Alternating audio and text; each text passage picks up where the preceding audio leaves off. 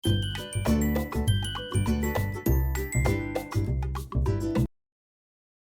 pagi dan salam sejahtera. Nama saya Brian Olsen Mackenzie, murid tahun 6 SK Tumunda Salimandut, Kota Marudu. Pada hari ini, saya akan berkongsi 5 buah buku kegemaran saya. Buku pertama bertajuk Kisah Anak Tikus tulisan Zainuddin Lokman. Buku ini mengandungi 16 muka surat.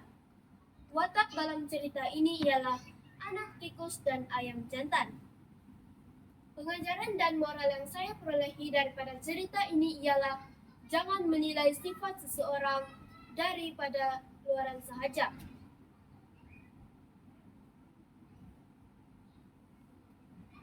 Pada pendapat saya, sikap yang baik lahir dari pikiran yang positif dan sentiasa berprasangka baik. Buku kedua bertajuk Teguran sebagai Cabaran, tulisan Ryan Haikal. Buku ini mengandungi 32 muka surat. Watak cerita ini ialah Anthony yang berjaya mengikuti kursus chef dan catering. Pengajaran dan moral yang disampaikan oleh cerita ini ialah kita hendaklah tabah menerima setiap nasihat dan teguran. Teguran boleh memperbaiki kelemahan dan kesilapan kita. Anggaplah sesuatu teguran itu sebagai cabaran untuk mencapai kejayaan. Pada pendapat saya, kejayaan seseorang didorong oleh sikap terbuka menerima teguran dan bersedia untuk berubah. Buku ketiga bertajuk Si Musang yang Pandai. Buku ini mengandungi 16 muka surat.